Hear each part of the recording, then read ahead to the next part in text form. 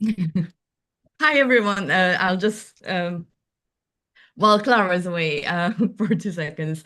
Yeah, welcome to our austerity and fiscal policy session. It's me as usual. I'll just while Clara's away for 2 seconds. Uh, Sorry, that was my YouTube. We are live on YouTube. Yeah.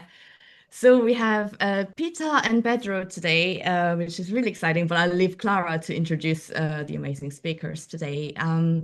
Yeah, give us a few minutes and then we'll... hello. Hello. So yeah, we'll wait like maybe a couple minutes so people come in. Mhm. Okay, perfect. Yeah, He's just a quick housekeeping, if I may. The questions, rather than in the chat box, the general chat box, like if you can use the Q&A box, everyone, in the bottom, that'd be great for us to keep track of your questions. That'll be read out in the second half by me. And what else? The caption, if you want to enable caption, you have to do so again the bottom. Yeah, you can ask questions throughout the session. You don't have to wait until the second half. So keep the questions coming, and then we'll get on to that in the second half. But I think that's about it for me.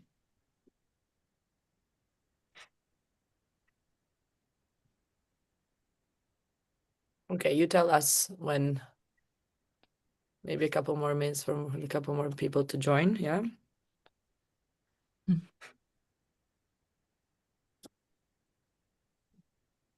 I will show you the beach here. Yeah, show us the beach. Wow. Beautiful. Pedro's in the Jealous. conference. Where are you? In It's in Dakar. Dakar. Oh, wow. Amazing. After like 10 minutes past, yeah. Screen for sure. Because he didn't want to eat, but he's distracted by the screen. Okay, I think if you want to start. Yes, okay. Okay.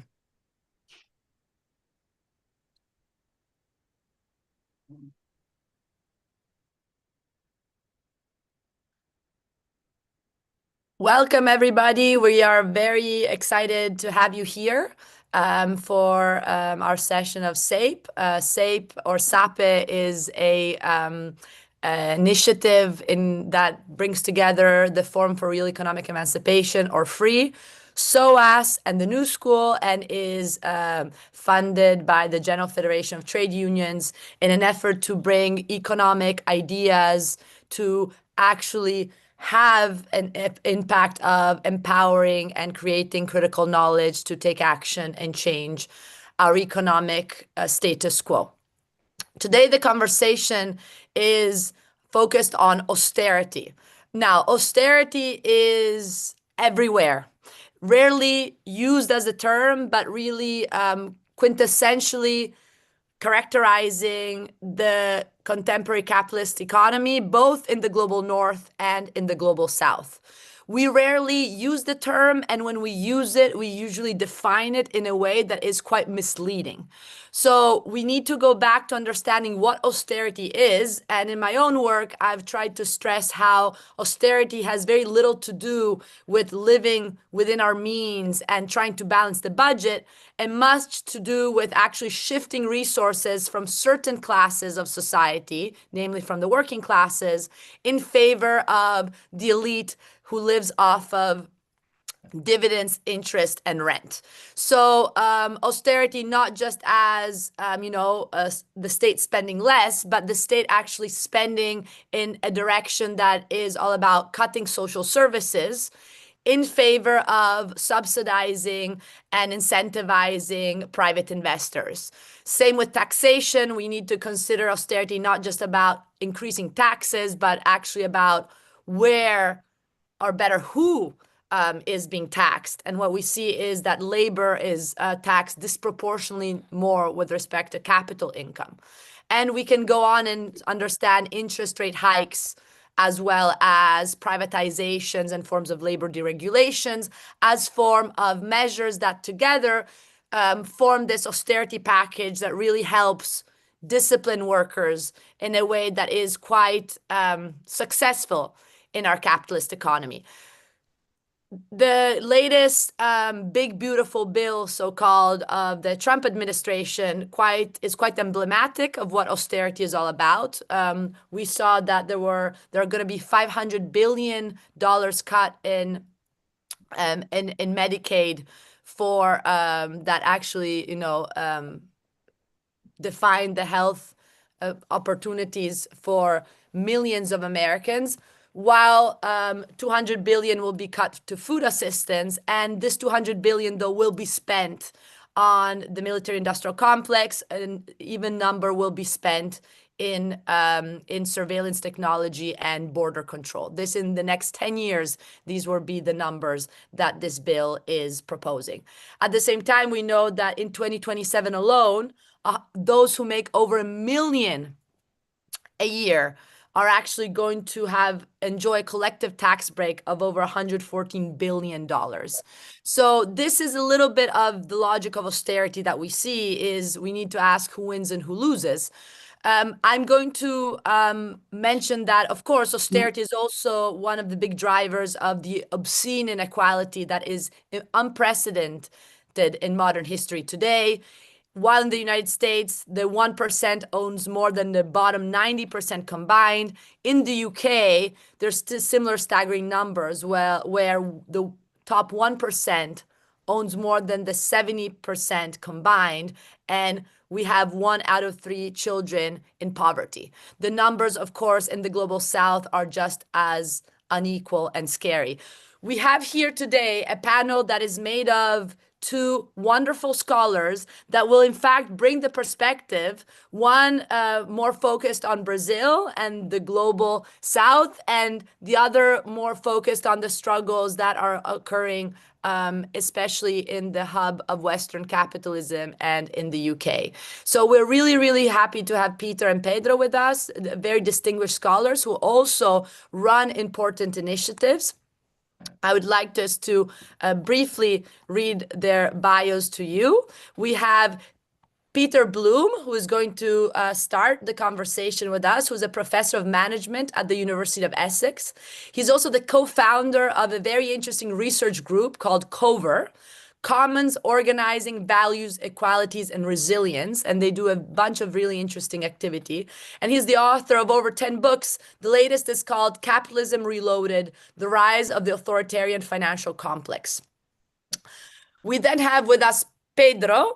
Pedro serves as the vice president and chief economist of the Global Fund for the New Economy, and is also professor of economics at the University of Campinas, Unicamp in Brazil, where I was lucky enough to be just a couple of weeks ago. And currently, he's also the counselor of the Brazilian presidency in the Council for Economic, Social, and Sustainable Development. So directly involved in policy making. Pedro, Professor Rossi, was also the founder of Transforma, which is a very interesting think tank that operates in Brazil. His latest book is called Brazil in Dispute: A New History of the Brazilian Economy. So more than ever, a fascinating pair to discuss austerity with. And I would give the floor to you. The format is the usual one. We have 13 to 15 minutes per speaker, so that will allow us to then have a conversation and then open it up to questions. Thank you so much for being here. So do you want me to start, Clara? Yes, that would be great. Thank you, Peter. Oh, thank you so much for inviting me, and thank you for that wonderful introduction. I think what I want to talk about today is austerity, as Claire kind of has talked about in her own research, not as a set of fiscal policies, or even as something of as a type of like budgetary or economic discourse of development. Rather, I want to talk about how it's actually fueling a particular type of capitalist logic, and the ways in which this impacts us politically, socially, and also in terms of our own interpersonal relationships. And I think this is really important because when we think about austerity, we can either, when we explicitly talk about it, get bogged down in the details of needing to make cuts or provisions of social welfare or the lack thereof, or we can get into a kind of, I would say, more abstract argument about, is there enough money for things or not? And that's not really what's at stake with austerity. And that's also not really getting to the core of the problem of what austerity is doing.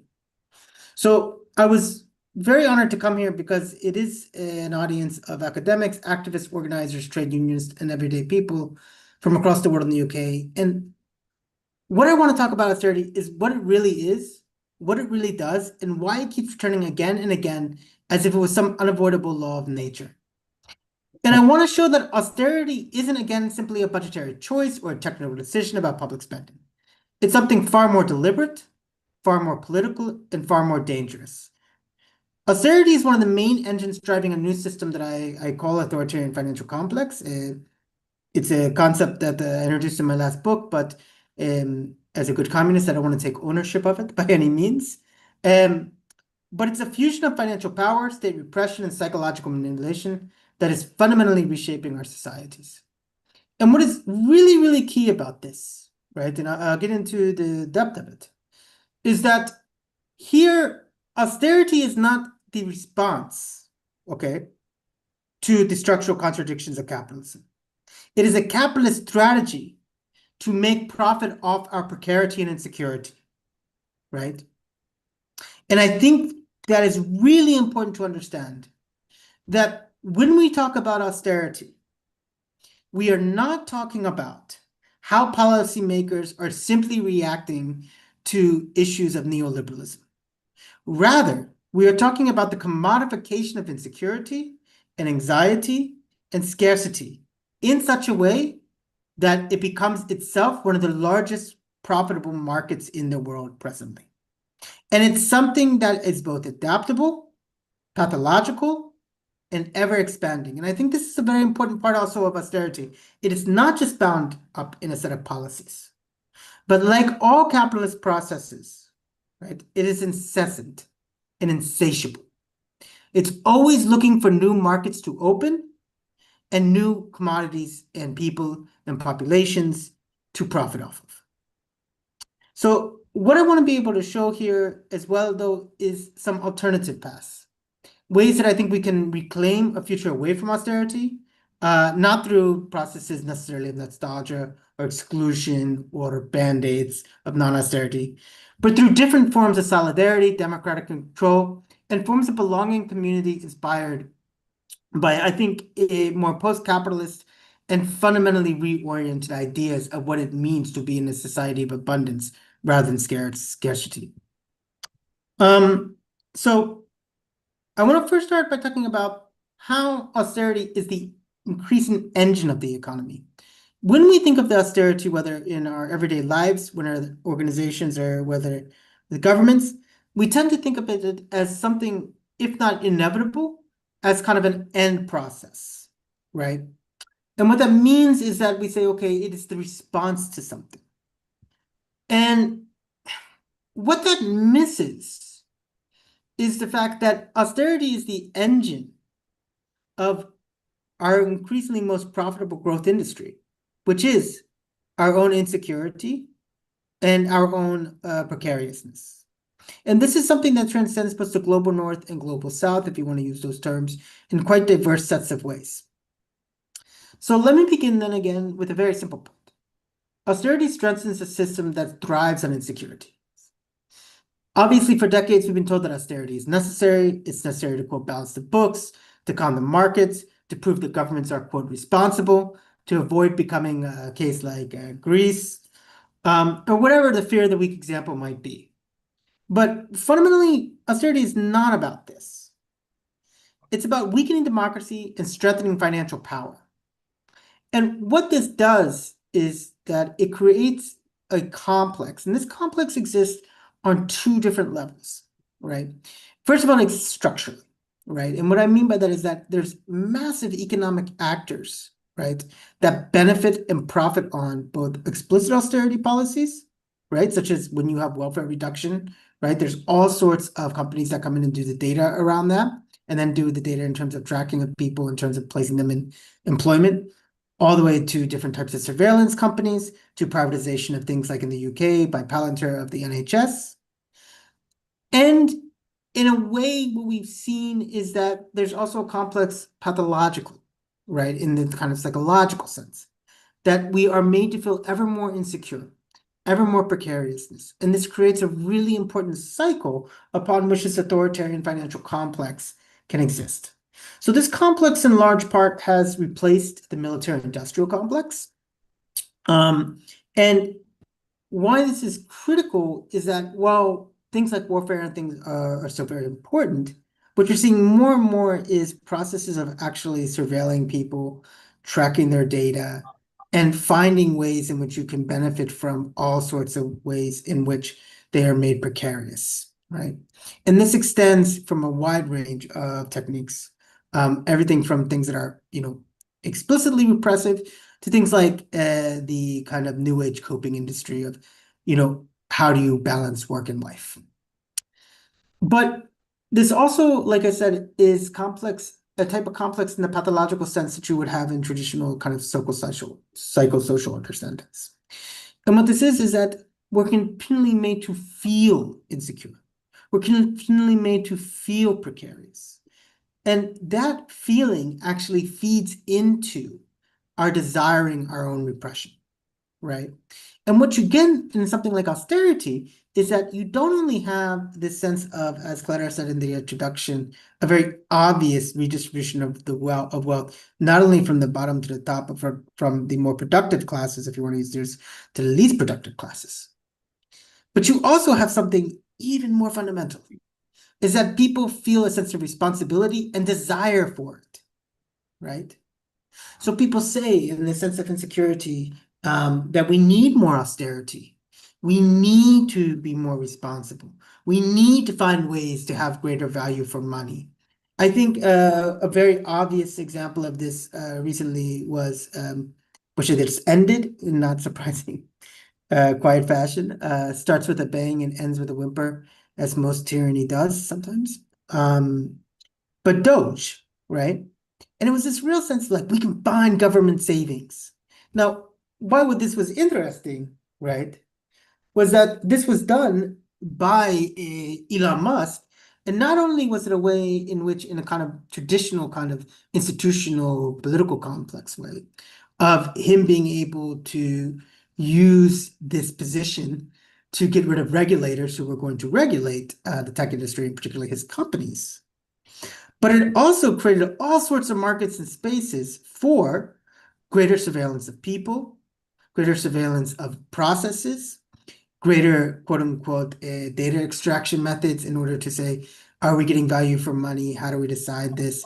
Can we do really strong individual assessments of how much this does? And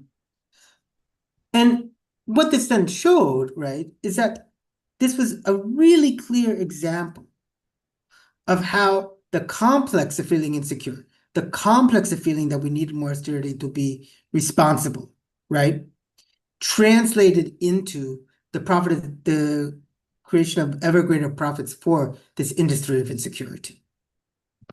And I think this leads then to what I refer to as the repressive cycle of finance. And here, crisis doesn't just occur organically, but becomes a weapon. So in this sense, when we look at financialization, what we can see is a long-term shift towards debt-driven, speculative, globally mobile capital. And this creates a system that's inherently unstable. So crashes and crises are not anomalies here, but they're built into the model. And each time there's a crisis, governments intervene to save banks and financial institutions. It's a very known story, right? And they also socialize the cost of crisis, which obviously means the society pays for what finance broke. However, there's something more at play here, right? We don't want to get too functionalist in saying that they just mobilize crisis or they just create crisis out of thin air. But what they do is that they turn crisis into a market opportunity. And here, austerity becomes linked to authoritarianism and repression as big business. So what you have is this repressive cycle of finance, because it's not simply that, right, finance has crises and we socialize it. Each time it goes through crisis, right, either at the firm level, I'm sure we've all worked in organizations that suddenly say we don't have money and we have to make cuts, or at the more massive, more macroeconomic level, what occurs is that people buy into this complex, right, of feeling that something needs to be done. We need to tighten our belts. They feel ever more insecure. And because of that insecurity, we need more control. And control here comes in two forms. It comes in terms of their being, quote unquote, responsible through making cuts and through austerity, right?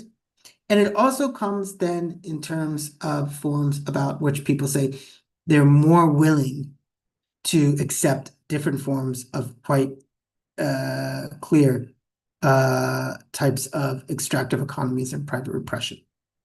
So I used the example earlier of the NHS and Palantir, but kind of under the radar, Palantir and Peter Thiel, when he's not talking about the Antichrist, has been talking quite a lot about, has been secretly kind of making huge contracts with the NHS and privatizing pretty much all of their data systems. And why this is so key is that as the NHS itself becomes more insecure, and as austerity hits the public health more and more do they say, we need types of these systems that can track people, can track processes, in order that we can make ourselves more efficient, right?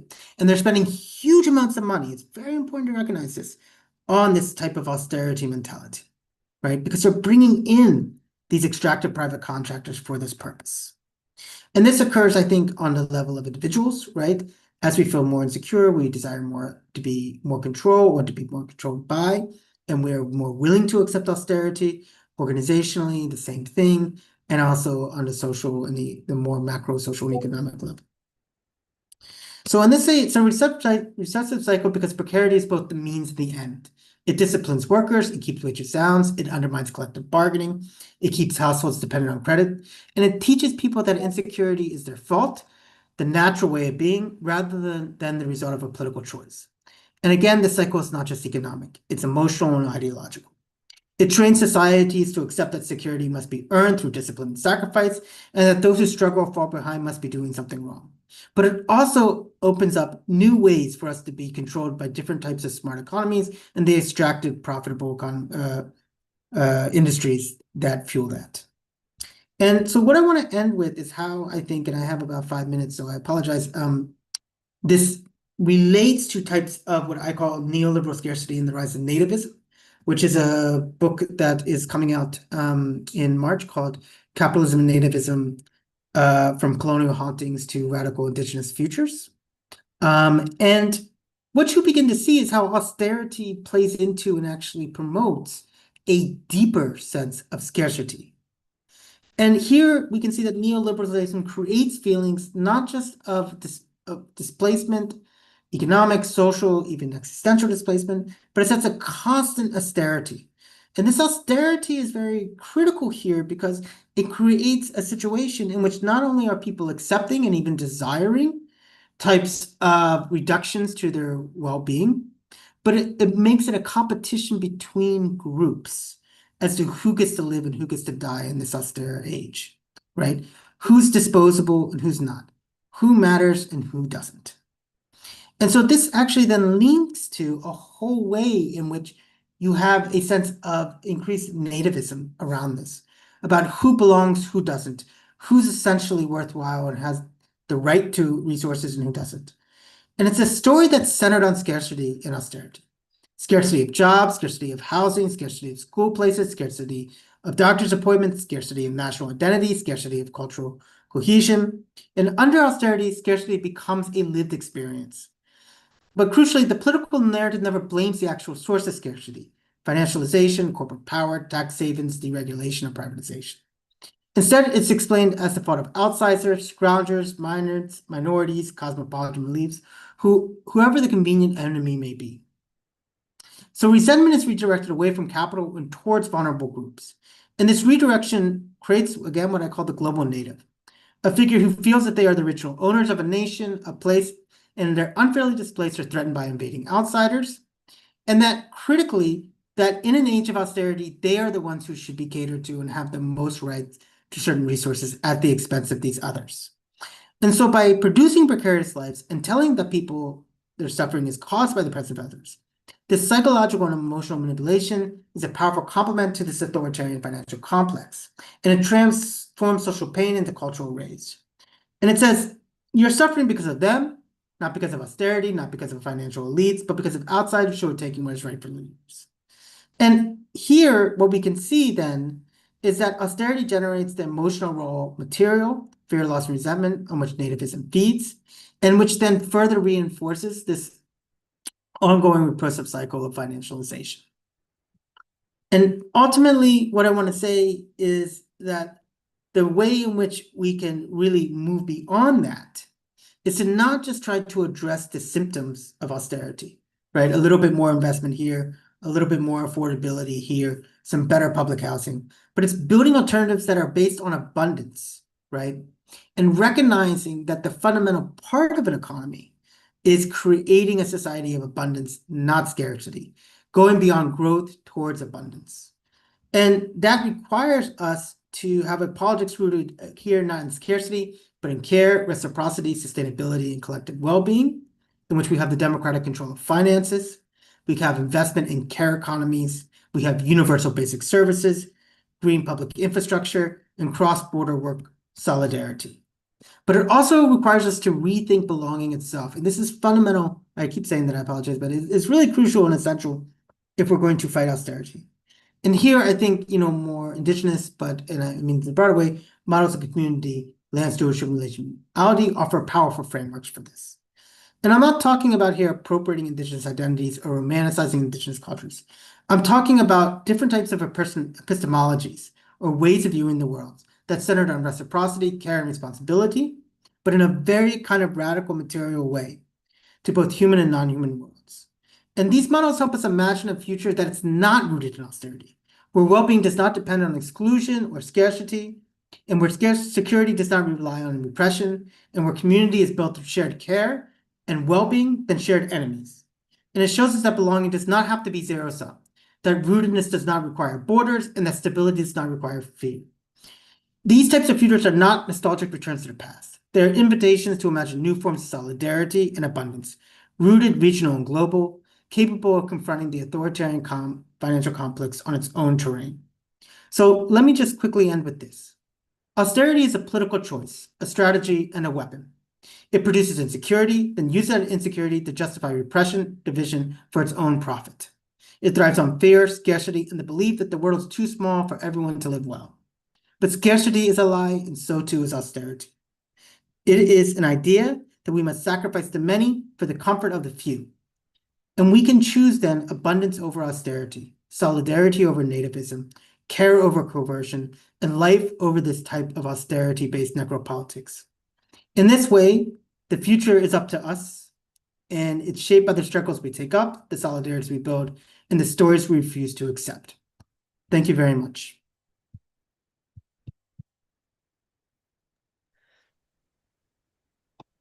Thank you so much, Peter. That was very, very, very, very captivating and crucial. Let's hear from Pedro, and then we have a little bit of time to discuss. Thank you, Clara. It's such a pleasure to dialogue with you. I'm your big fan, you know that. Maybe not everybody knows that your book, it's a bestseller in Brazil too. There's a Portuguese version. So, and you have been in our at Unicamp in our meeting, and that was a great interaction and a great success too. So it's a pleasure to be with you. A pleasure to dialogue with Peter too. So Peter and Pedro are the same name, right? Pedro in Spanish, Pierre in Français. So yeah, so it's great to be with you. Let me just make two comments here to start. The first more general around austerity, and the second more related to the historical experience in Latin America, which I think austerity is the main reason behind the political crisis we have and behind the far right in Brazil specifically, but also in Argentina and other countries. But let me start with this general comment, which I think has a lot of conversions with Peter and Clara. But my point is, it comes from a different place, but goes to the same place, I think. I have been working on austerity in Brazil and publishing books. And my approach on austerity is more the fiscal austerity, right? So my concept is a little bit more narrow, but as you see, get to the same place, right? So austerity is not an economic concept, right? It's a philosophical concept, a religious concept, and so on. And at some point, government started to use, and politicians started to use austerity to transpose, like to take the virtue of an individual and take this to the state and say that the state, because austerity is something that can be well seen for an individual. I am sober, I'm responsible, I'm an austere individual. And then the politician took that and take to the state. And this is a falsification, right, of the story. And the myth behind this falsification to say, oh, my government is responsible, is austere, and so on. And the main myth, there's a lot of myths on austerity. So there's a whole mythology around austerity. But there is one of the myths is like to compare the government and the household, the government and the individual. And there are three reasons why government and household are completely different in this sense. The first one is that you don't define your salary. You don't say how much you want for your work, right?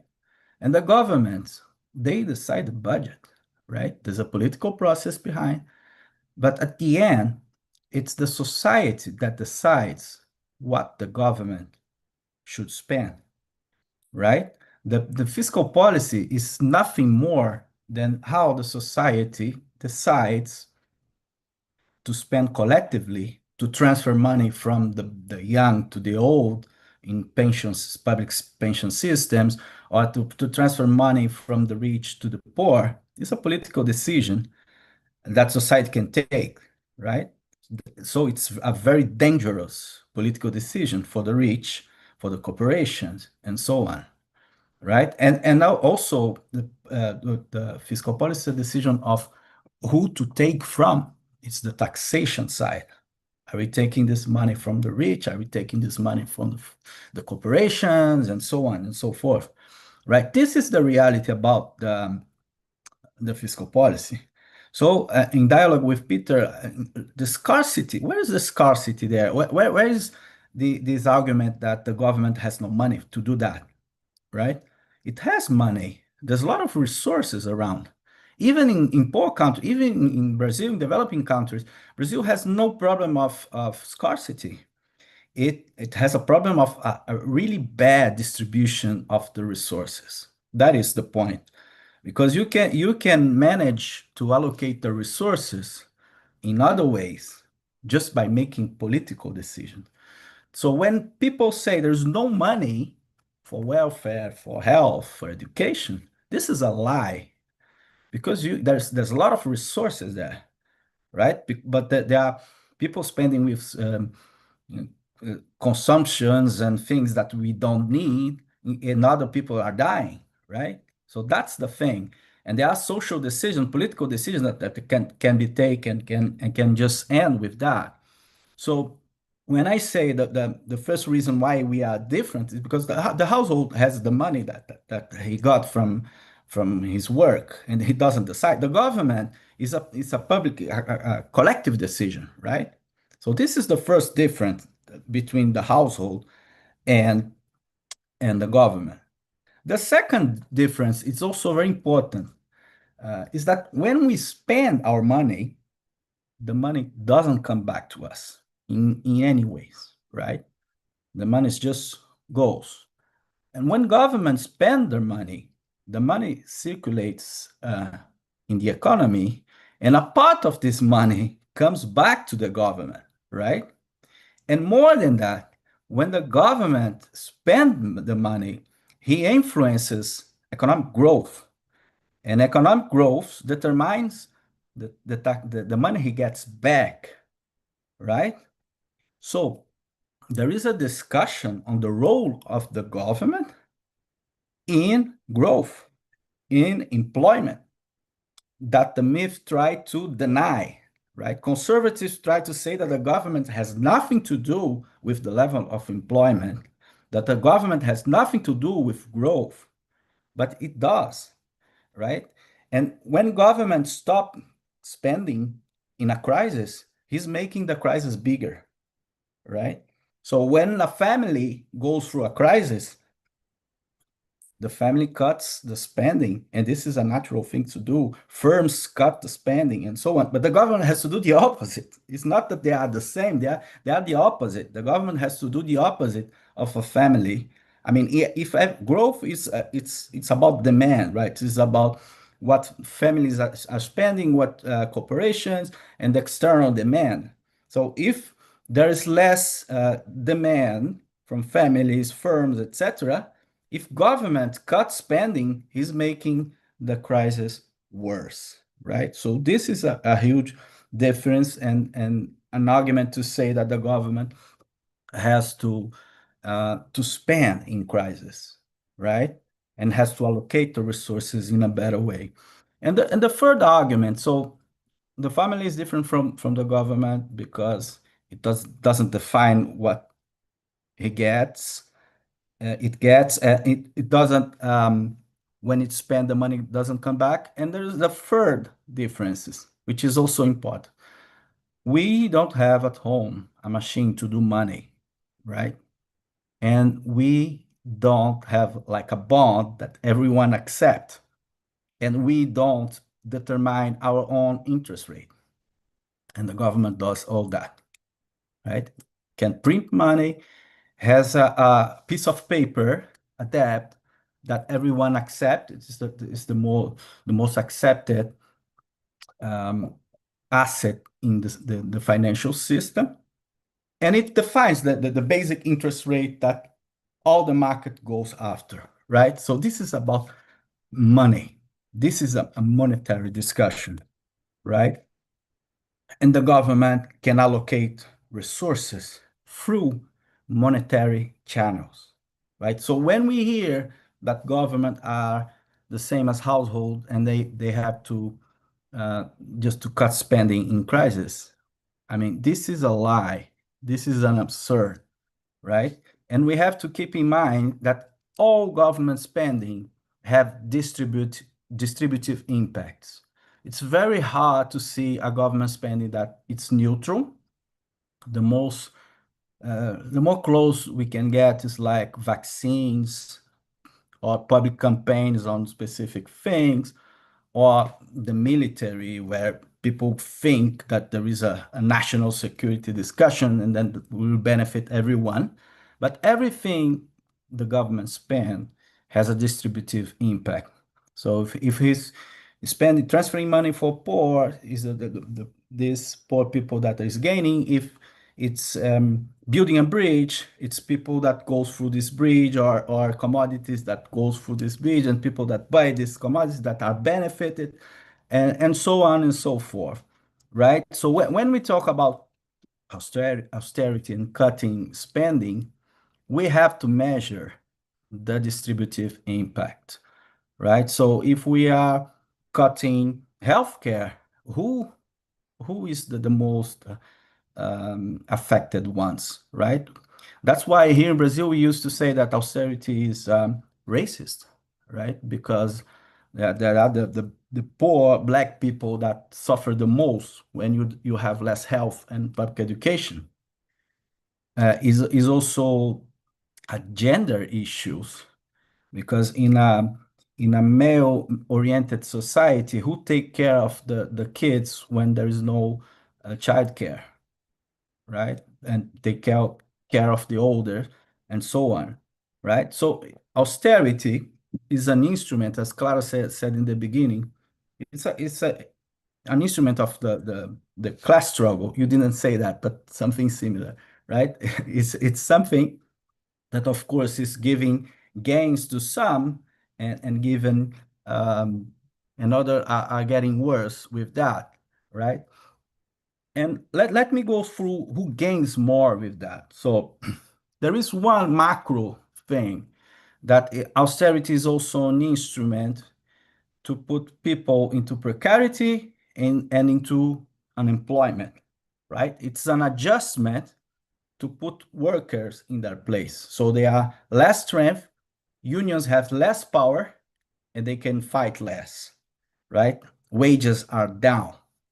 So crisis is a kind of adjustment of the system, and sometimes firms they can accept a temporary worse profit to rehire people with lower wages, right? So this is a classic discussion in economics that there is a paper that it's entitled "The Political Aspects of Full Employment" by Kaletsky, and it's about that, right? It's an instrument to put workers in their places. So this is one, and two. There is also a competition between the social spending and private profits, right? The welfare state and the firms, right? So if the state is providing public health care, there are private insurances that are losing money.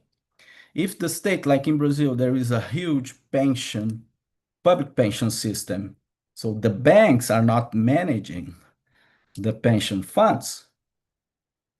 If the state is not providing education, the big education groups are not providing this, and so on, if they're the culture and other stuff.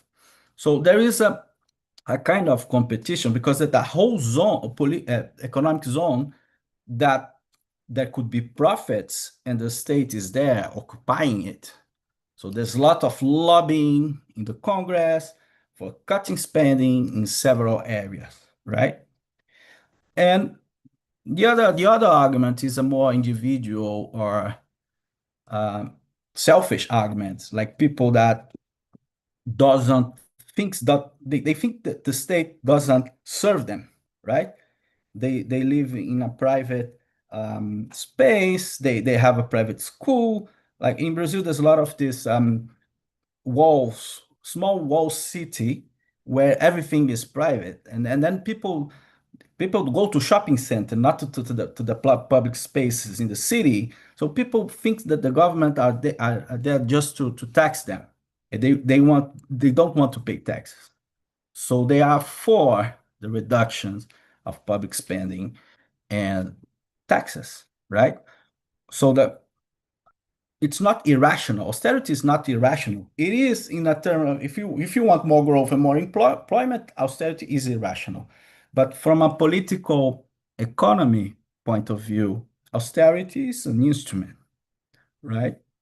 So this is to say that this instrument was very much used in Latin America and everywhere. And I give you the example of Brazil, right? We have like progressive government from 2002, Lula government, Lula won the election again, Lula ruled. Then Lula indicated Dilma, which also from the Worker Party that continues this work, which basically we can characterize this period as a period of economic growth, but also income distribution. So at some point, unemployment was so low, wages was getting higher. And then people start saying that we have to create unemployment, that wages are too high, right? That this doesn't work. And then a political pressure came to Dilma that was re-elected for a second term with a very low margin. And this pressure demanded austerity, right? Austerity and other fiscal austerity and other macroeconomic shocks, like interest rate went up. There was administrated prices like energy and oil that in Brazil still are administrated. They just put up this price. So there was inflation, there was interest rate going up, and a huge austerity policy. So after this, there was a political crisis, unemployment, and a coup d'etat in Brazil that took out the Worker Party and started a neoliberal shock, and then was not only austerity, fiscal austerity, it was like a huge period of reforms and neoliberal reforms that gave birth to Bolsonaro, to the far right, right? And I really agree with Peter.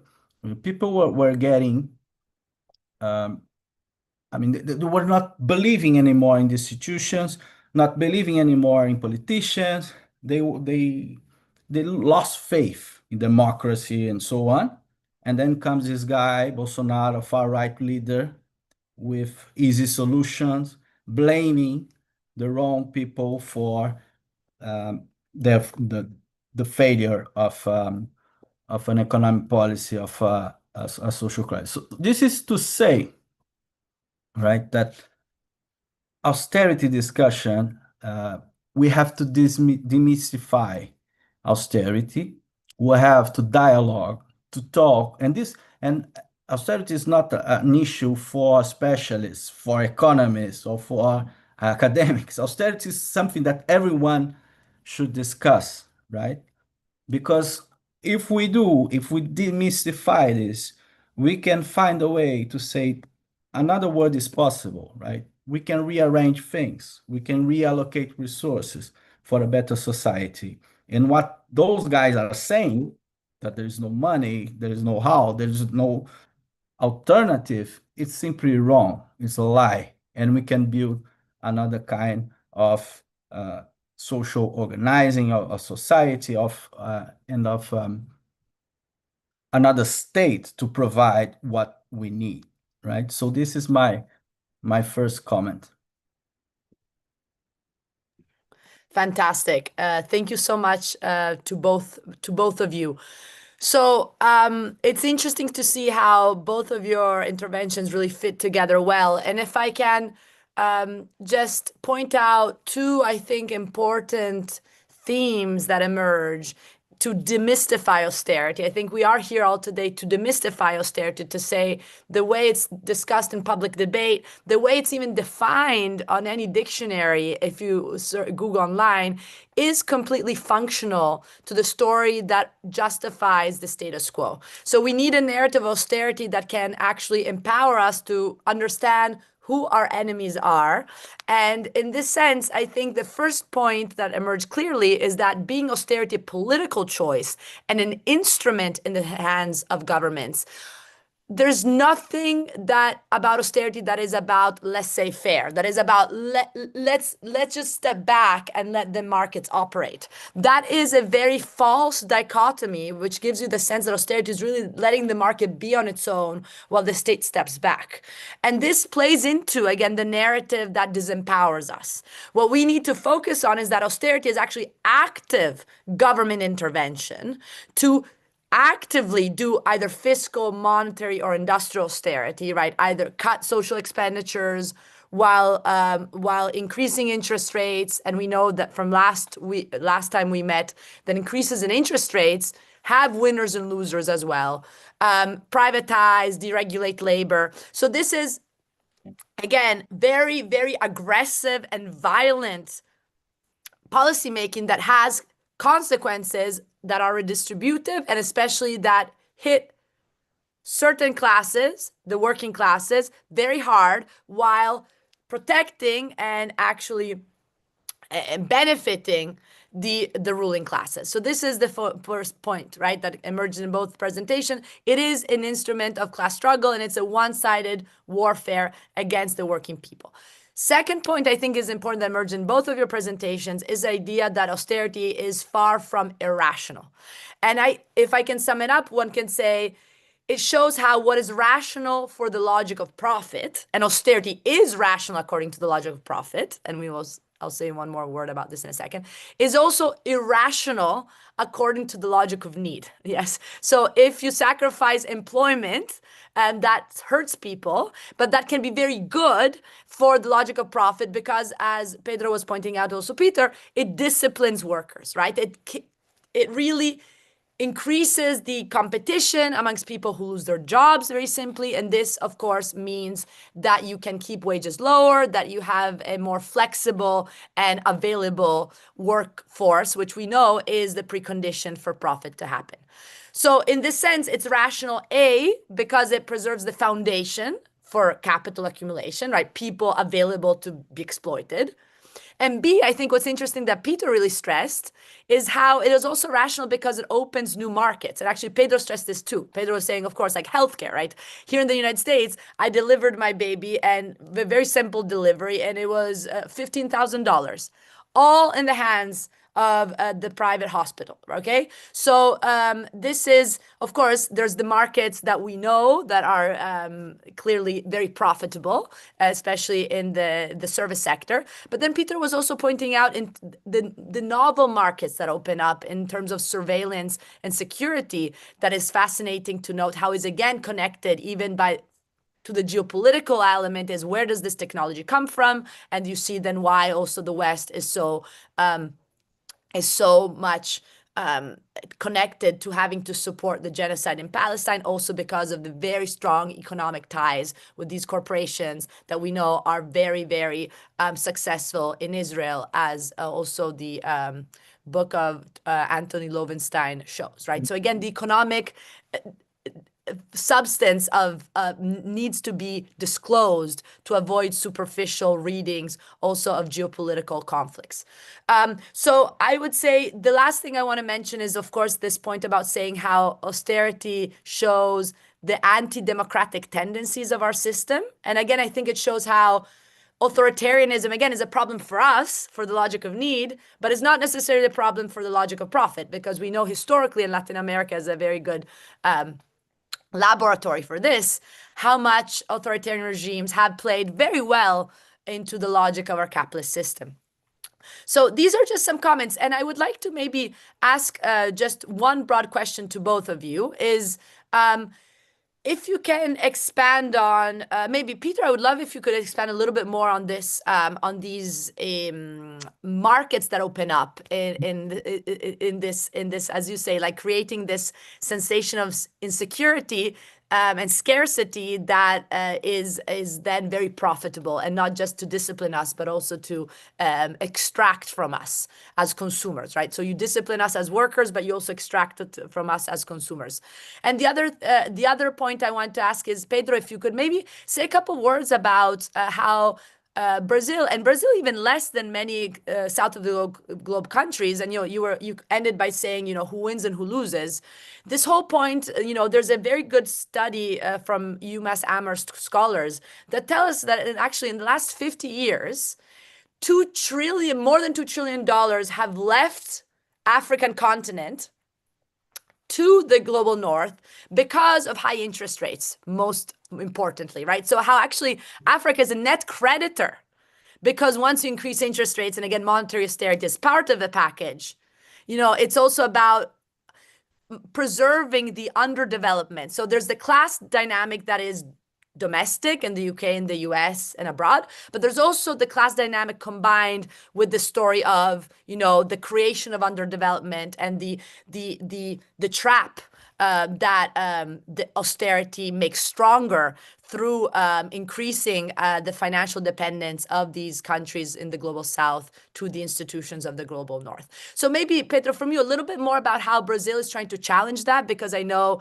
that even when progressive governments do try to break away, financial investors are ready to react, and this reaction can cause further pressure to do more of the austerity you were saying to us that Dilma was doing. And so this is for specific questions. Last point, general, both of you are involved in actively creating alternatives. And this is, I think, what makes scholarship so... When scholarship is relevant is when it is combined to actual transformation. Again, I was with Transforma in Campinas in a very interesting festival and also workshop to try to connect all the different think tanks that are active in Latin America in terms of alternatives. And Pedro, you're involved with also the Global Fund for a New Economy. And Peter has this wonderful COVER research and active hub at the University of Essex. So if you could tell us a little bit more about like how you envisage your role in trying to do something to break away from the austerity trap, and perhaps ideas that can also the audience can take home in terms of also maybe wanting to join the collaboration. The plug is, of course, that I'm doing the same with the free, and so there's many ways in which you can get connected. Thank you so much. So I think I want to answer the first question you asked, and then if it's all right, I maybe want to ask a question to Pedro, because I think he gave Yes, a please. very fantastic talk. So I think the point I want to make about the new industry is that it's very multi-leveled, right? So let's start at the very basic level of the new markets. Well, one that we know very much is that there's this kind of new age industry of coping, and you see this very strong increasingly around the world, right? I think you can also see interesting new markets in places you might not immediately think, and I think actually some of the work that comrade and colleague of mine, who's also from Brazil, who I think you know, Pedro Rodrigo Nunes, has talked a lot about evangelicalism and the ways in which this kind of spreads as a very particular type of symptom of a political organization of the far right. And of course, I mean, let's not begin that there's a lot of money there as well. But what I would also want to say is that on the organizational level, there's a lot of direct industries. So when you start having organizational austerity, right? And I want to think about austerity here, not just right now on the level of governments making decisions, right? But on the idea of when we work in, let's say, a university, when we work in a corporation, any place, and they start saying we have to cut cost, right? And this is places I think it's really important is not just in times of financial decline. I think, Clara, you've been increasing working on this a bit, and I think it's you see this institutions like places, for instance, like Oracle, right? Because they have this new AI product, they can, engage in austerity to cut their workforce, right? So it's happening everywhere. But they have to bring in a whole range of consultants. So there's a whole now consultancy industry around austerity, and this is done for organizational political reasons, right? You can't just cut without having some kind of consultancy, both literally and figuratively, through a consultant to come in and say, we've listened to everyone, we've now crunched the data, and we have to do this, right? Also, massive sets of technologies for quote unquote efficiency savings, right? And for ways in which you're going to get value for money. And this isn't just in your typical kind of Taylorist efficiency, like automating, different things or the quantified self. It's even more, it's a more qualitative self, right? I mean, they're using increasing senses of emotional tracking, right? In order to see how your moods are and if you can be more productive and well-being. So austerity here on the organizational level, even in times when you may not have massive austerity at the kind of political level, it becomes an entire kind of hegemonic logic that sets up a whole range of industries. Now, at the macro level, though, I think there is a complex, and I say this, and I think this is a question I'm going to ask to Pedro, is that I think maybe in the early 2000s, and if I don't want to be provocative here, you could say austerity was a choice, just in the sense of exactly what you were talking about, Lula and things like that. And it's I think how you explained it was really on point and important, right? But the industries of austerity, such as the surveillance industries, I mean, right now, the kind of traditional factories that used to produce, weapons and things related to war, if they're not being replaced, they're at least being complemented by huge data centers. And these data centers require, right, people to be in precarity, right? And they also then are part of a global supply chain of an extractive economy. I mean, Brazil, one thing I'm sure you can talk about. I mean, and I'm sure Lula has had a very in relationship to the agro-industrial industry and the types of public-private security that has arisen around that. And so I guess what I say then is that this sense of insecurity and scarcity not only pervades all senses, right, all areas, from the organizational to the individual things, but they become fundamental parts of the economy. And I mean, you can see this with data centers, like we're 2 or 3 or 4 years away in the United States from having a situation in which even if there's an AI bubble, the data centers become such a considerable part of our mode of production that it becomes almost impossible to disentangle, our economies from it, which means it almost becomes impossible to disentangle our economies from the extractive economy of rare earth. And again, what do you need if you want rare earth? Well, you have to have massive forms of surveillance and securitization, right? I think one issue, and I don't want to lessen the issue or lessen the genocide happening in Palestine, but it's also a water issue, right? And part of what is happening here is that they're using AI not only in order to be able to track populations, but to track how they can best monopolize water systems and the ways in which foreign companies can do that, right? So I guess, working at a policy level, and as you do, Pedro, and I know I do at a more local level, are we reaching a tipping point where maybe 20, 25 years ago, it would have been, I mean, I'm sorry if this is now, but the interest rates, like you said, Clara, I mean, our entire capitalization of new technology relies on interest rate credit from the global south, right? So are we reaching a tipping point in which austerity has gone from a political choice to something that is fundamentally part of our mode of production and fundamental to the kind of logic of accumulation that is required, that it would make even a government like Lula, for instance, right, who may have a variety of complex logics about austerity, quite difficult. I mean, how does it disentangle itself from the agro industry complex, right? How does it disentangle? How does any of us disentangle ourselves from the data centers and these types of things, right? So that's something that I'm legitimately, genuinely questioning, because I'm not sure that it's so easy anymore to say it's a political choice, because I think it is a political choice, but it's also part of our now economic structures. That's a good point to start. I'm sorry, I didn't mean to put you on the spot, man. No, that's good. No, capitalism is a political choice, right? Yes, absolutely. Exactly. That's exactly. Yeah.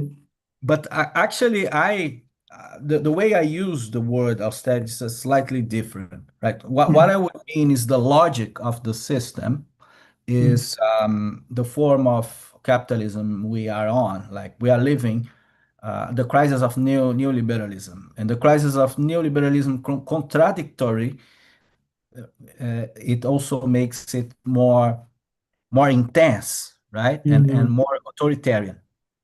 Yeah. For me, when you talk about insecurity, this is the logic of neoliberalism, right? You can call it austerity. I used to use the word austerity more attached to the fiscal austerity, right? But I would say I totally understand when you say the idea of putting people at risk. And the logic is that if people are at risk, they will work more, they will work for less wages, and they will make more profit for the others, right? So let's make everything secure so people doesn't know about the future, about the next year if they will have a job, and about 20 years if they will have a pension, and so on. So people will work more and will work harder and for anything they have, right? This is the logic of the system when you put all the neoliberal reforms and you see this. Austerity for me is that the fiscal austerity, and it's really there is a more clear political choice in there. Yeah. So neoliberalism and all the forms of organization of social organizations are also a political choice. There's no natural system, For right? sure. When we read the way we can read the Capital of Karl Marx is basically to denaturalize what the traditional political economy said, like the system works as a body and so on and so forth. Like we have the natural propension for trade and for transforming things into commodities and for division. No, this is a political system historically made, right? Not natural. Yeah. So Can I add something to that, Pedro? yes. Because I think it's important is that when we say austerity is a political choice, I don't think we mean, I mean, not when I say that, I don't mean that this means that, there would be other choices under capitalism that would be just as successful, right? I think in my view, austerity is a political choice because capitalism is a political choice, but Yeah. austerity is required by capitalism for it to perform well. Yes. not for us, for itself, right? And so when you say, I think the way you pose the question as if it was either or, I don't really see it that way. I see it like the political choice is to continue perpetuating the profit structure and deepening it. And this is kind of like not really an option. That's the thing. Like choice for me Yeah. doesn't mean like there's other options. It means like it's definitely like an active decision, which is though structural.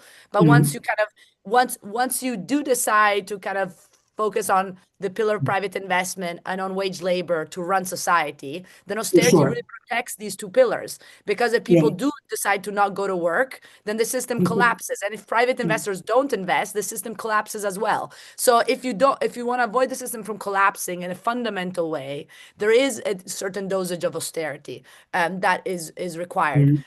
Sorry, that's I'm gonna Oh, stop. No, that no, no. I mean, I wanted to say just quickly is that I agree completely. And when I was speaking choice here, I meant I think we have reached the point where even the semblance of electoral solutions have to be complemented with new modes of production because exactly the ways in which these forms of whether you want to call it scarcity, austerity, and the markets around them have become so embedded into the mode of production of contemporary capital.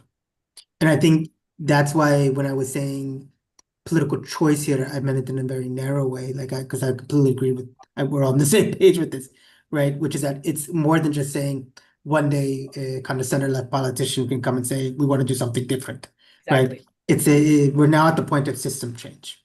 Yes. Yeah, yeah, that's really interesting. I could go on that, but you kind of made other questions. But just to add on this thing, which is kind of polemic because some people don't like that. Even inside capitalism, there are periods where there is more. There can be periods where there is more welfare. There is gains for workers because even if we take like a Marxist view of the state, right? What is the state, right?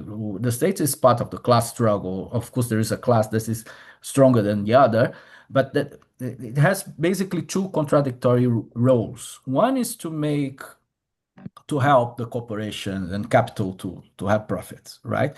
And the other one, it's to keep the system stable, Right. right? And to legitimize institutions and so on. This is contradictory because, I mean, if you are doing one, the workers are getting mad, and so there's social crisis, political crisis, and we are living one of those, right? Because, I mean, and then we have the phenomenon like Trump, like Bolsonaro, like Milei, like others. So there is room for change if we want, if, I mean, even capital wants in a, I mean, in an interested way to Yeah. keep the system less vulnerable to craziness, right? To chaos, to social crisis. So it's a moment of change. Of course, we have to take this moment and make the change go deeper, right? Mhm. So but Clara asked us to talk about the alternatives, right? Should we Mhm. go into that? Absolutely. I've Yeah. spoken a lot, so please, I'd be interested, Pedro. If you would like to start, Uh, and then I can speak about some of the things that we're doing as well. and you use a word, Clara, which I like a lot. Use the word underdevelopment countries, right? Which is a very interesting thing, and sometimes people from the global north doesn't um, take consciousness of that discussion because when people say like there is a developing country, it's like he's on the way towards development. He will get there, right? He's doing the right things to get to develop. And then there is like a Brazilian economist, Celso Furtado, that just said that we are not developing, we are under development because we are not on the way to something to there. We have a historical condition that is determined by this relation, which is an asymmetrical relation between North and South, between rich countries and underdeveloped countries. So the extraction you were talking about, the interest rate and the real resources and so on, it's part of this system that is made to work to benefit the rich countries, right? So to be developed is you have first to broke with the underdevelopment condition, right? You have to have a sovereign development strategy. And here I come to the alternative thing. When I talk about development, you can use another word, but I'm talking about structural change, right? Development is about structural change. Which kind of structure? I'm talking about economic structure like the labor market, like the consumption pattern, like the way we produce things, like the industrial sectors and so on.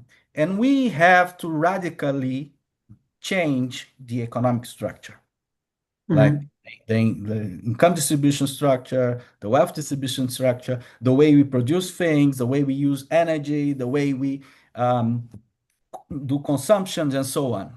And we have a huge opportunity with first the crisis of democracy that we was just discussing, and also the climate crisis. So how to deal with the climate crisis? We have to change. There's no way without changing, right? And this alternative model has to come by a conscious way of organizing society, and not on an unconscious one. And I say unconscious in a way that the markets determine what. Instead of being guided by profits, corporation, markets, we have to be guided by people, right? People using instruments, and there's no other instrument, better instrument than governments, right? We have to have democratic governments, right, to allocate resources in a transformative way. So we have to redefine, to rescue the role of the state, because the state in this neoliberal period has been delegitimized, the social spending and so on. So we have to rescue and redefine the role of the state and put it in the new challenges we have today, right? So, and each country will have its own specificities, its own strategy. There's no one way for everyone, right? So the alternative, the development strategies will be on each of the country. But I see a lot of room, Clara and Peter, to have this discussion today, because, I mean, I just went to Belém to the COP31. People keep discussing market instruments to try to change things, and it doesn't change anything. So there's no other way to do it without mobilizing huge resources through public institutions, through government, through multilateral banks, through development banks, and so on. You have to really change the narrative in a way that we can reorganize society. I mean, I would agree with all of that, and I think that's very powerful. I would also want to add to that I think it's a mix of addressing these structural issues through available instruments, but in a radically transformed way, such as things like development banks, right? But also creating, and when I say on the ground, I mean both literally and figuratively, alternative economies now. And what I mean by that is, I think there is a way in which the dialectic has come, in which we have reached a point, right, where we have to give people a radically existential consumptive choice between, do you want socialism or do you want capitalism? And that means that we can't rely on macro logic such as an extractive economy, even for redistributive purposes, right? And I think I'm not going to create an over critique of this, but I think we saw this with the pink tide, right? I mean, these are the dangers of this. But we do have things like distributed manufacturing, digital fabrication, new ways of actually creating community-based data that allows us to understand what people actually need and the ways to better grow things and distribute things and creating more democratic planned economy. And what we need to be able to do is we need to be able to match both the struggles of what you're talking about on a policy level with the actual existential materialist choice of saying, this is what a common housing stock looks like. You don't need to own a house. You can actually live in a housing commons. This is what commons community-based healthcare looks like. You don't need private insurance. You can have this, right? And the danger that I think we find ourselves in is that I think the struggle is the contemporary materialist struggle is actually in these kind of very material alternatives, right? Because we have reached the point where we do have a different imagination to a certain extent that we need something different. But we haven't reached what I see the either second or third stage of this, and this is work I'm doing now, which is rematerialization, right? So people know, like exactly what you said, Pedro. I mean, not everyone, but even people who are engaging with people who voting for Trump and things, they want something different. And they know that we need alternatives, right? But they don't know how they're materialized. They don't know what that means. And the kinds of, I agree, like the kinds of like New Deal type of Keynesian welfare, I mean, these all have a place. But the actual process of actually showing there's something more than that has to come through very concurrent policies of materializing what is socialist housing in people's everyday life and how can they choose it? What is socialist healthcare? What is community-owned energy? And I think we're at a point of crisis exactly in the thing that nothing is affordable, right? Nothing is easily obtainable. Everything is insecure. I think the other thing is how that is reproduced. So to go from rematerialization to reproduction, right? And I do think this is something that becomes very important. And if I sound like old, very boring Marxist, I really apologize to everyone on a, on a Wednesday night here. But you know, it's not allowing these to just become parallel parts of the economy or silo parts of the economy, but to actually engage in the hegemonic contestation of the modes of production, right? And to turn these modes of production into reproductive principles, right? And so people have this kind of externalities where, yes, they live in a cooperative housing, and that goes to cooperative healthcare, that goes to cooperative, that goes to socialized energy, that goes to socialized childcare, and then that is linked to real senses of freedom people have, right? And so I think these are the things in which we need to. That's what we're like. So at Copper, we do a lot of obviously policy work, but I think you know, we also work very much on the on communities and at the local levels and at the translocal level to create these types of interconnected networks of commons transitions. So I think that's a really important aspect I'd also like to share because I think they need to go together. And I would also like, as you said, just finally say is that you know, this there's a lot of discussion now about you know, is there one way or thing? But as we've seen, capitalism is, and Wan Ong is very good at this. Capitalism is mutative, right? It's constantly mutating, and so I think we need to be just as incessant and insatiable with socialism. We should look at every opportunity, right, for showing that collectivization and socialization in a particular context can work better, right? So just as capitalism is constantly adapting and mutating, I think we need to really push for the same of socialism in this sense. So that would be when the kind of ways in which we're also working on alternatives as well.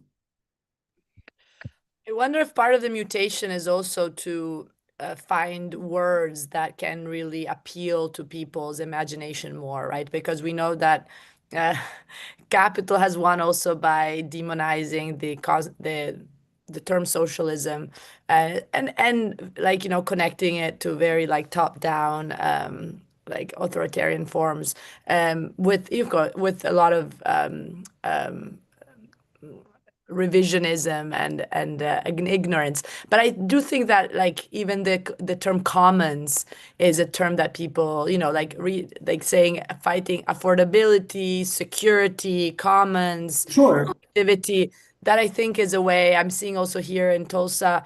It's something people are really receptive to, and it's just like so obvious that this is what is in the interest of everyone who's not the shareholder profiting from the disasters.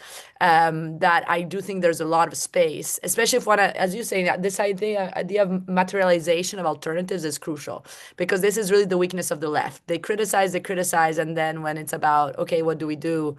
They remain very vague. So I think if there's possibility of like showing how some local pilot programs. We're Absolutely. struggling with this here at the Free. Is like we're doing the educational part. It's like how do we become concrete? And that's really something that is there. Before we need to turn it to the audience, but can I just ask you one more question? Is there like one project that is working that you guys are like working? I know is a bad word, but is there a project that is kind of like being experimented with? So I Way? think like some that I would like to maybe highlight is that we're working with a lot of renewable energy communities, and I think that one of the interesting aspects about that is it directly links to the really important part Pedro said about delinking ideas of kind of national or macro budgetary things with this kind of hegemonic household model. So, in a sense, we say, look, do you want like to have free energy? Because you can have it in 5 years, right? If you own it, right? But it requires multi-level investment from different communities, from the government, and these types of things, right? And so renewable energy communities is something that we're working on quite a bit. The other aspect that I would say is we're working on kind of social economy cross-community projects in places like Belfast and linking that to ideas of future building for peace building, right? So understanding how you can create a social economy and prefigurative politics for this purpose. And we're also working on public common partnerships. And if people are interested, we've developed a community-based social economy platform called Shared Futures that actually allows people to work on these types of commons-based projects together and actually create a thing in which these projects continually build on each other and they continually then create commoning as a kind of exponential thing for spreading beyond just single projects. Wonderful. Thank you. So interesting. Pedro, do you want to add the last word or should we go into the questions of the audience? I could go on and on. There's a lot of good discussion here. But just to say, I really agree with this discussion, and I think in the micro level, there's a lot of interesting discussion. But really think, and that's the work I have been doing, is to connect a community-based discussion, cooperatives, social movement with a more macro discussion. Because if we don't change the logic of the system, you can have really nice example that will be smashed, right? And this discussion I do, I mean, it's different. Sometimes people that work, organizations that work with nature, with indigenous community and so on, doesn't want to hear about development, right? And then I say that there's no contradiction about it. On the other hand, I mean, on the contrary, we need to change the structure so to protect nature or to protect indigenous community and to protect other forms of organization, right, in the micro level. So I don't see any contradiction in that. And then to be provocative here, I really agree with the idea of the imagination, right, of the utopia, and to think. But we have to remind that usually people don't attach to this more philosophical discussion, right? And I see room now, right now, if you look, for example, at Zohar Mandani campaign, it was about concrete things like affordability, real life. Like, what is your problem? And if we look historically, even in socialist experience, people went to the street to fight in Russia for bread. And then it unfolded into something else, right? In Cuba, it was not like a socialist revolution at the beginning, and so on. So I think there is a lot of different ways of struggle, of fight, right? But I think in this moment, the way I find uh, more useful, and I think Mandani has shown a little the way, and that there's much more to do, is to make people think that, I mean, what they are living is the result of a failed system, and there's a lot of specific concrete things that can be done to solve their life. And then you have to step up and up and up, changing the system. Yeah. Beautiful. Thank you so much. Alrighty. So we have half an hour for questions. I think Juani wanted to help read the question. Because she had the Q&A on her radar. Go ahead. Do you want to read some out loud to them? Yeah, of course. Yeah, thank you for the fascinating discussions. I think I'll picked the questions that, like speaking of the struggles, I think I picked the questions that are directly connected to the trade unions, what they can do. So first we have Lee Cash asking, with the exception of 1945 to 1979, the UK has always been in a state of austerity. In that all too brief period, trade unions were well organized and had the capacity to sanction capital and influence politics. Thatcher dismantled the unions. Since then, the unions have been unable or unwilling to organize precarious and geographically isolated workers. As a result, we haven't developed our counter narrative and impacted on new forms of work. Do we need new forms of worker organization, new unions, new models? That's one question from Lee Cash. And then the other question I pick is from Joe McCluskey. He says, today there's a general strike in Belgium over austerity. How successful do you think this could be? And how can unions in the UK organize in communities around austerity? Thank you.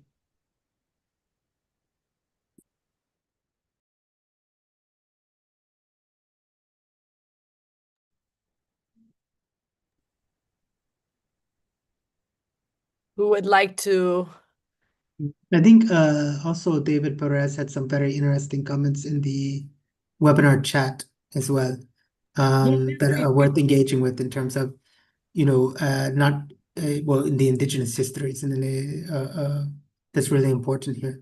But did you want Pedro to maybe talk a little bit about the austerity and fiscal policy, and I can come in on that, or would you like the reverse? So what are you thinking, man? Yeah, I can start. So it's interesting to come back to the UK, the 47-79 period, and then after 79, and it's interesting to to acknowledge that austerity after the World War had another meaning, right? They used the word austerity so the families should do austerity, so the government could spend more and to build a welfare state in the UK, right? Because there was, I mean, the post-war period is very specific, but an economy of war is an economy where there's no free market. It's not possible. I mean, that the planification, it's around the whole economy. So the idea after the war was, if we organize the economy to win the war, why we can't organize the economy to win the challenge we have now, right? So the austerity was for the people. The austerity in terms of there's less consumption of and there's more public health, right? There's less consumption and there's more housing, there's more education and so on. So it's a way of organizing resources. And then austerity afterwards took another meaning. So I like very much the Clement Attlee discussion, and he said, Peter, he won the election against Churchill, saying that he would build socialism in the UK, right? And he did a lot of interesting reform, the NHS and so on. So it's a very interesting period. But I think, Pedro, sorry, if I can add to that, because it's actually a period that I'm trying to look at now. The whole, and I think the question as it's posed by Lee makes sense.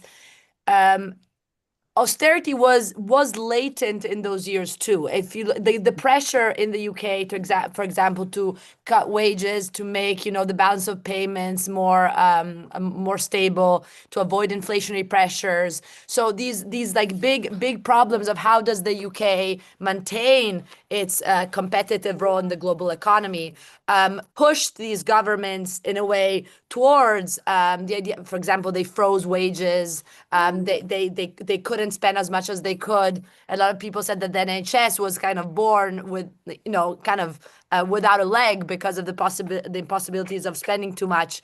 So what I think is interesting is that there is also this fact that maybe the reason why austerity took a different form, or like it was different, was because the unions could politically oppose certain tendencies that were tendencies that would have appeased, the investors' expectations, and they need to like maintain capital at home and all the usual pressures of the logic of capital. So a different epoch, not because necessarily the governments wanted to do differently, but because there were political pressures from certain actors that changed the way the macroeconomy was being done. That's also another reading that I think is what I'm trying to explore also in my research. And the Yeah, I unions mean, were, go ahead, Pedro, please. just to say that the unions were very strong in the period, right? And one of the reasons is that governments was looking after to fight unemployment, right? So workers were more organized. Of course, there's this is capitalism. The contradiction were all there, right? But there was more strength in the side of the workers than there is now when government just left away the goal of unemployment. They don't care. Unemployment is something natural. They naturalize again, right? So there's no macroeconomic policies to fight unemployment anymore. And this is a important thing to highlight too. I think there's also several things at play here, like when we look at this period, and I think the argument that Clara gives is right on point, particularly from a kind of comparative economic or historical economic perspective, right? And watching how these logics continually repeat. I think it's important to recognize something that Pedro kind of implicit within the utopia. I mean, it's very hard maybe for us to think now, but for many people, the Soviet Union was a kind of hypothetical alternative. And it was very much a kind of sense in a broader, deeper way of saying, we could produce this, we could do this, and we're choosing not to. And it made this crisis and contradictions of capital an actual existential political choice, right? Because it turned something that austerity would later do very well, which is saying we can't do this, into something like we can do this and we're choosing not to, right? And we have a lot to learn about what were the structural and class struggle conditions that turned that into a mass political choice and demand. I think the other aspect about that is, they learned something from the Second World War. I mean, they learned many things, but 35 million people died, right? There was mass casualties, mass death on a level that not just because of the Holocaust, obviously, but just the firebombing of Japan, but just the everyday. I mean, London was destroyed, right? And so there had to be some type of way in which people dealt with that collective trauma. This had to be worth something, right? And I think as part of the articulation of the war economy, you had both the recognition that the state could play a larger role and organize the economy even under capitalist conditions, with the kind of idea that if we're going to have mass mobilization of people in a conflict that truly was global and truly was massive in terms of the people who died in destruction, you had to have a political promise that went beyond simply, when you come home, things are going to be the same, right? I think the third aspect, and this is something that I'd be very interested as Clara's work, is to see how they'll learn from this, that you have to begin to make people feel as if crisis isn't something that happens at a particular time that has to be addressed, but it's something that is constant, right? Because I think it really was something that was learned, and I mean this in a kind of collective capacity of class, right? Of that, if you have something like the Great Depression, if you have something like the Second World War, people are going to start making demands, right, for these types of things, such as, universal healthcare, universal basic services, right? But if you make it so that people feel that their everyday life is precarious and in crisis, they become very much naturalized to this trauma, and they stop making these demands, and it's easier to make it not a choice, but inevitable. And I'd be interested in to see, the ways in which we have a very kind of similar thing, like in Pedro, I'm so glad that you mentioned it, but the climate change, right? And look how they've handled that, right? I mean, it's completely something in which we're not only putting off, but we're so inundated every day with the trauma of crisis and austerity and scarcity, but just feeling as if everything is precarious, right?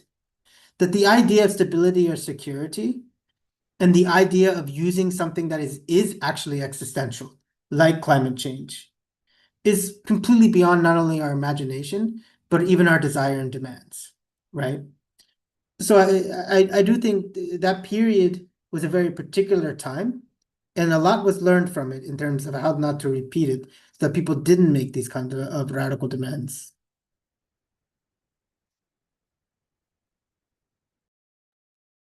Thank you. I'll get on to the next set of questions, starting with one from Charis from Institute of Political Economy, Sri Lanka. They ask, why do we not talk more about using monetary policy (brackets money creation) as the means to effectively to invest directly in the real economy towards purposeful economic activity and thus avoiding austerity and not just financialization within the full productive capacity of the economy, and talk about taxation, money removal, as a means to control inflation and reduce inequality. And I think I can kind of combine it with the other set of questions from Ronald Calitri. Ronald says, I am concerned that nobody mentioned the penalties of health and lifespan. They're different by country and ethnic group, but there's no work for them in their current state unless they're provided with resources to obtain health and become smart. So labor capacity would increase and become a component in growth. In the US CEX, which is the Consumer Expenditure survey, real income across percentiles is remarkably stable across time below consumption for the lower 40%. Yeah, he says, sorry, the question goes on that on the other hand, consumption across the lower 40% is stable around $22,000 in 2025. So I think he's asking a subsistent standard exists. These are the questions. I think we can go in this round. I can take Sharit's question, and I know Sharit's that from Sri Lanka, and very nice to dialogue with you here in this place. So monetary policy and taxation. So those are you were talking, Peter, about the climate discussion, and I went to COP, and there was like a thousand sessions about carbon markets, a lot of sessions about those funds where you use just the profits of the fund to help people at the base, right? And there's no discussion about taxation. People don't want to discuss this, which is the right way. And this has to do, speaks to the beginning of my speech, right? We were talking about fiscal policy, taxation. Taxation is the way to allocate resources and to change things. So you can use taxation in a real way to do the transformation we need, right? It's possible. That's the thing we have to fight for, and not keep talking about carbon market, which is a delusion. It's an instrument of speculation. It's very, I mean, you cannot price those things that they are saying it's a commodity, right? So it's something that doesn't work, and there's no real impact on the climate fight, right? And also monetary policy. But when it comes to monetary policy, I have to say that one thing we have to start discussing again is financial regulation and capital control, because if not, you cannot use it, like at least in countries, Brazil, like all the African countries, all the Latin American countries, many of the Asian countries. Can you hear me? I see I froze, right? We can hear you, yes. So there's no how to use fully the monetary instruments without having more control, especially on the exchange rate, right? I mean, the exchange rate in underdeveloped countries are so volatile. And when governments want to use fiscal policy and monetary policy, there's a lot of speculation against the country. So we have to redo the discussion on regulation, right? Capital administration, and this is very difficult to do, right? Because politicians are afraid to do this discussion because of markets. newspapers doesn't accept the op-eds you send to them on that, and so on and so forth. So this is something we have to keep in mind. And, Yeah, no, and I go think, ahead, sorry, Clara, this please. point is really crucial, is that like there's a tendency by which, again, in this like the way we have internalized a lot of the technocratic mindset is the idea that, okay, we have monetary policy, it's an instrument, it's a tool, why don't we just use it however we would like in a more progressive way? The fact, as you were pointing out, is that monetary policy is fundamentally connected with again private investment as the key driver of our economy, and so the need to actually be able then to tame the capital flight and also labor relations, right? And that's the whole point, is that actually monetary policy can empower workers when it is done in a way that it actually brings the unemployment level lower than usual. And that's why even Keynesian economists in the period I'm studying in the late 60s, they start thinking, well, maybe, there is a very clear, obvious threshold that we can't go below, 4% unemployment. Otherwise, the whole system collapses. So this whole point about how monetary policy, again, has to always be able to cater to the fundamental need to preserve the class relations of our system is something that I think a lot of the technocratic discussion about the potentials of monetary policies loses. And this is, as you say, crucial. We can't discuss monetary policy if we don't have in mind how are we going to then challenge these more fundamental issues about private investment and wage labor that are so connected with the monetary policies. I think one thing I'd also want to raise is that, I found it very interesting, and this might be a bit weird, strange, but for instance, Clara has been very successful. I think it's speaking in excellent, more mainstream way,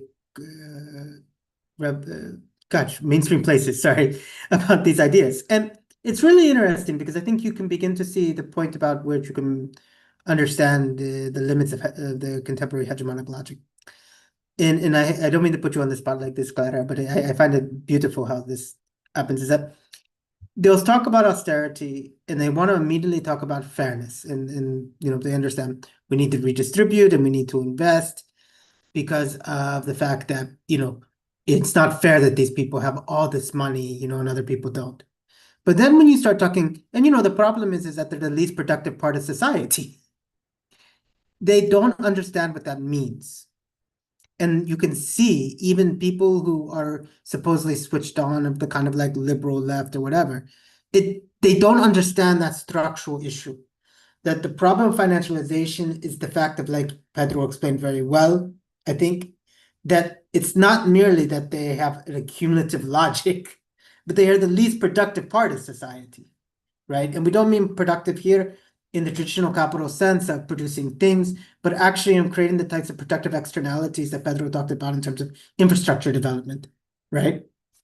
Or on a more fundamental level, in terms of being able to actually provide housing for people, this goes to the healthcare issue, etc. And I think, so when we begin to talk about taxes, I would like us to be moving outside of that kind of Rawlsian fairness point and talk more fundamentally about, this is not their money, right? This is appropriated money. And not only that, where in the past capitalist sectors had, they were in the part of history where they were being productive.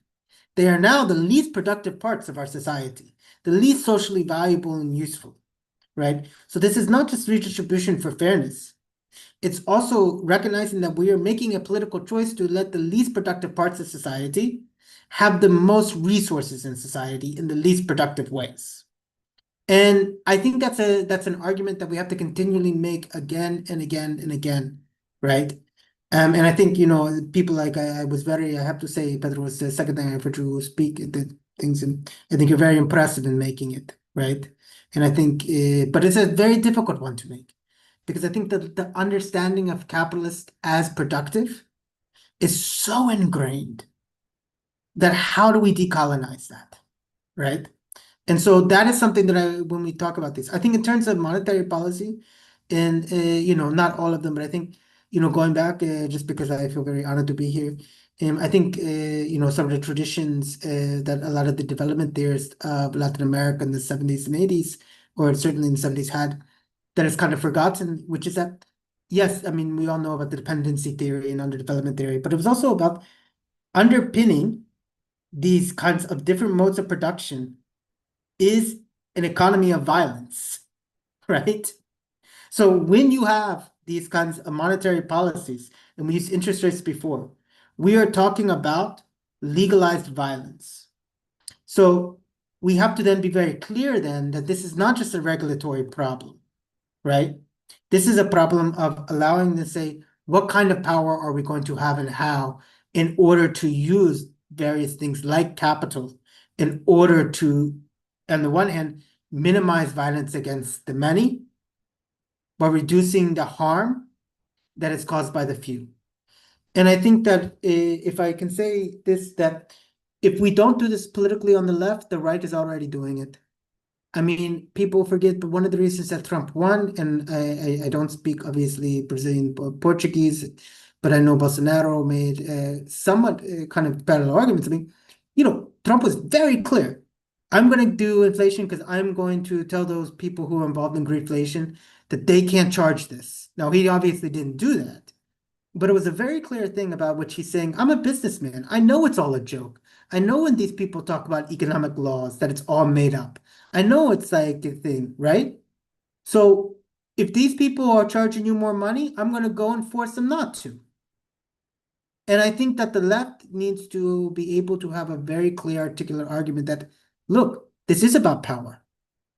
And the things that they try to hide through words like regulation, development, and theory and policy, these are all important, but they also mask power.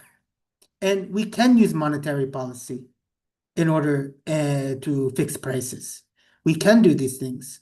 And that is why, I mean, I don't want to use dictatorship all there, but I think part of class struggle is recognizing that we can take economic power, right? Yeah, that's great. And actually, and just reading the archives of these Keynesian economists, all they do is constantly tell us that that technology, growth, productivity all comes from investors. This narrative is like really ingrained. Like, it's not the workers who produce the surplus. No, like that's gone. It has to be constantly reinforced that, growth is really due to these investors, and thus the state's role to have to cater to these investors, make sure that they have expectations for profit. So that whole narrative, it took decades to reinforce, in all these phases of capitalism. And we're at that point in which clearly reality is showing us how this cannot stand anymore, but we don't have this counter narrative, or at least we have it, but we really need to push it because everyone, even on the left, has bought into the idea, well, of course, without private investors, nothing would get done kind of logic. But it's so interesting to see how much economists had to like really stress it nonstop to make it real, again, how performative it was in this sense. Mm-hmm. I mean, I think it's interesting just to see the fact that like the whole idea of a development state has been completely forgotten for all of its flaws and contradictions and all those things, because what you've said, which is, like we've said, a historically contingent discourse, that, private investment is where all wealth comes from. The state not only is delegitimized, but can only be used as a repressive force in these kind of ways, right? That we've now reached a point where, like you said, like, I mean, literally, it's a really interesting case study. I mean, the most obvious thing that I think you say, and I mean this in a very, I hope, complimentary way, which is like, we're letting the finance sector, who doesn't provide any productive capacity for us. You can see that mainstream economists, but also just mainstream, I mean, just policymakers, they simply don't understand that. And they don't have a way in which to, to translate into policy because they're so ingrained in that, right? Yeah, I think we'll come to the final set of questions, which it's kind of relevant. We were talking about like this narrative and like people buying into these like ideas and like take these things for granted. So we have two questions from Akiria, who's asking, what is our responsibility as people who participate in capitalism, but also want to see the system transformed? Do we have responsibility not to step into high positions with large financial rewards? As a secondary part of my question, I think we have a responsibility to be deeply invested in mutual aid once our personal paychecks exceed certain amounts. But I don't see that in the world. And in the bracket, maybe I'm wrong, but if there are examples of this, please educate me. Even in activist spaces connected to unions, I see winners and losers. The pressures to enjoy the benefits of capitalism seems to be great. I think it's an interesting question. If you could Yes. This comment. is a good question. I would say our responsibility is to be aware of that we are part of a problem, right? We are part of the system. If we take the position that we are not part of this, they are the problem. We are part of a system that is very unfair, right? And the responsibility is also to change the logic of the system. That's the one I took for my life, right? And I have also this, and this is a very maybe not everyone likes this, but I think nationalism is important for countries that suffer with imperialism, right? So I have this responsibility to help my country to get out under development, right? In a general way, but I have this feeling, and my region. I'm a Latin American, and I feel at home when I am in Colombia, in Mexico, and so on. And I am a globalist, right? So I like to help Sri Lanka and other countries, and I think we have this, and this is very personal. I'm not saying I don't want to educate anyone, but I think those things is not like to do small things. We can do it. But we are not changing the things. And to be like we can do that. It's like the communists with iPhone argument. I mean, the communist can have iPhone if he's fighting against the system. He can benefit from good things that capitalists give. But the thing is about to be aware, right? To think that we are part of a problem and we have a function, a social function is this in the system we want to change.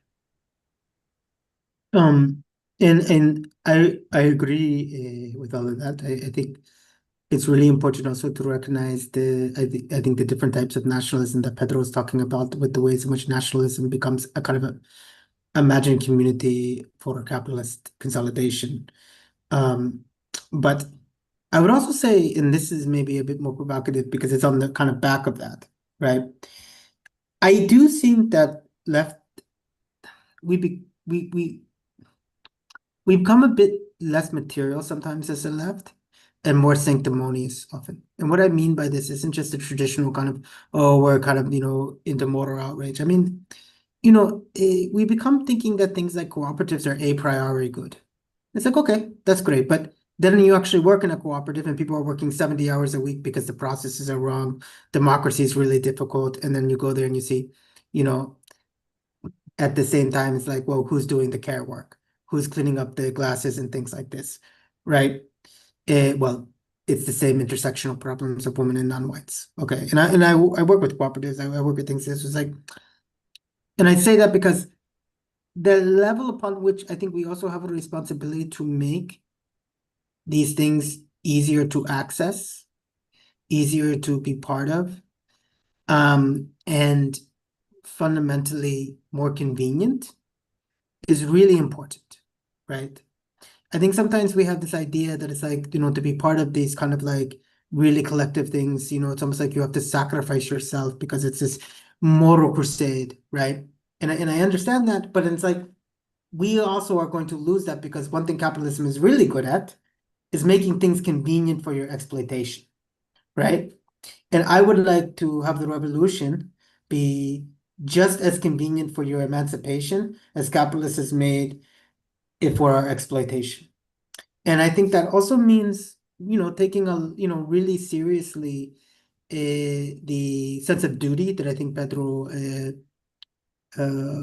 I think really well articulated, and I do think it's, very important. With also saying that part of that duty is to create material conditions that makes these types of emancipations and the opportunity costs to be part of them easier. I also would say that in terms of winners and losers, this is exactly why we have to go from growth and scarcity to abundance, right? Because whenever people feel as if there's not enough to go around, even when they can see things, they're going to be thinking in terms of this way, right? So, I think when people feel abundance in their life, so they're not worried about the housing, they're not worried about healthcare, they're not worried about these things. Those types of that particular type of competitive impulse dissipates, right?